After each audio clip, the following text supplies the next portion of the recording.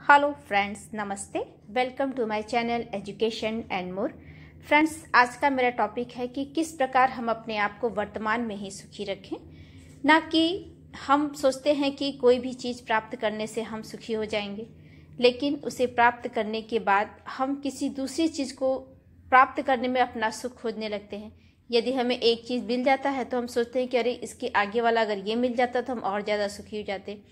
इस तरह पूरा जीवन सुख की तलाश में निकल जाता है, लेकिन वह नहीं मिलता जिसकी हमें तलाश रहती है। सुख किसी भौतिक वस्तु को पाने से नहीं, बल्कि वर्तमान को पा लेने से ही मिलता है।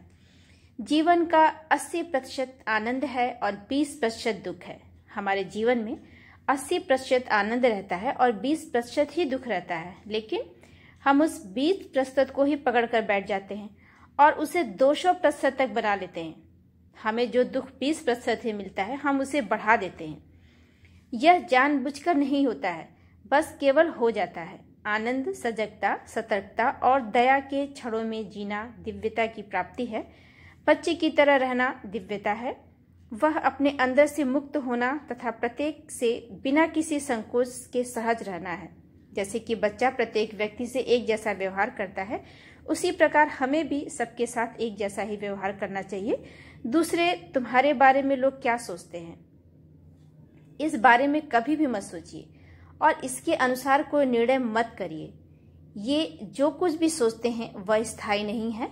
दूसरे व्यक्तियों तथा वस्तुओं के बारे में तुम्हारी खुद की राय हर समय बदलती रहती है, तो फिर दूसरे तुम्हारे बारे में क्या सोचते हैं, इसके लिए चिंता करने की क्या आवश्यकता है।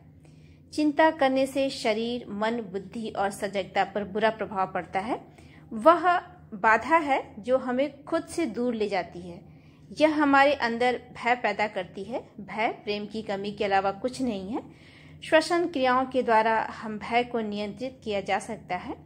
तब तुम्हें इस बात का अनुभव होगा कि मैं सबका प्यारा हूँ, मैं हर व्यक्ति का अंश हूँ और मैं संपूर्ण ब्रह्मांड का एक अंश हूँ। यह तुम्हें मुक्त कर देगा और तुम्हारा मन पूर्ण रूप से बदल जाएगा। तब तुम्हें अपनी चारों तरफ अत्यधिक एकरूपता मिलेगी। एकरूपता में आनंद का अनुभव होता है। इसे पाने के लिए ऐसा नहीं है कि हमें कोई शारीरिक श्रम कई वर्षों तक करना पड़े, बैठकर साधना करनी हो। जब भी तुम प्रेम में हो, आनंद का अनुभव करते हो, तब तुम्हारा मन वर्तमान में होता है। किसी स्तर पर, किसी मात्रा में प्रत्येक व्यक्ति अनजाने में ध्यान करता है। वे ऐसे क्षण होते हैं जब तुम्हारे शरीर, मन और श्वास में एक रूपता होती है। तब तुम योग को प्राप्त करते हो। आर्ट ऑफ लिविंग अर्थात जीवन जीने की कला वर्तमान क्षण में ही होती है, ना कि हम उसे भविष्य में खोजते रहें।